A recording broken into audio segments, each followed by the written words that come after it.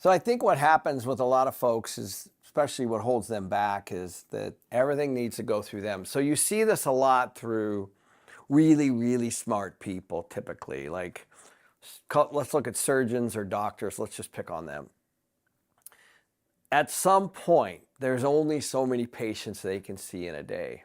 This happens with realtors. This happens with CPAs. This happens with dentists. At some point, there's only 24 hours in the day. There's only so many people they can see, and there's only so much revenue they can see. And so their variables are, of course, how much they charge and all those kinds of things. So you do have a little flexibility because you own your own business and you can work as hard as you want. But who wants to do that? Who wants to work that hard? And so the key at this point is to figure out, are there things that people can do for you that are a better use of their time and not your time? In other words, what's the one thing that you should be working on at all times to drive the company forward financially? And in the beginning, I do understand that everything has to go through you, and there's nothing wrong with that as you start. But what I find is then people start working more.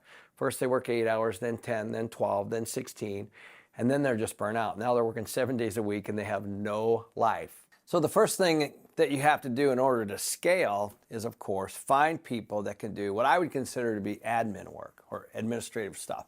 Like things that don't make you money at all, but things that drive money to the bottom line because they're better use of your time. So for an example, last weekend somebody asked me, if you were starting on your own and you had one person to hire, who would you hire? And I thought, I'd probably hire like a bookkeeper or an analyst. And they're like, well, why? I go, because that person can do financial modeling for me. That person can pay bills. That person can go out and understand and look for things that is coming to me in the email in the form of business plans, rent rolls, financials, and those kinds of things, and put them into a model and get them ready for me. That person can go out and look for new markets and those kinds of things. And now all of a sudden I have somebody doing all of those things, which I consider to be research and admin. And now I'm focused on just the one sheet that actually has the numbers in them. Now from there, I can make good decisions. Is this a go or no go?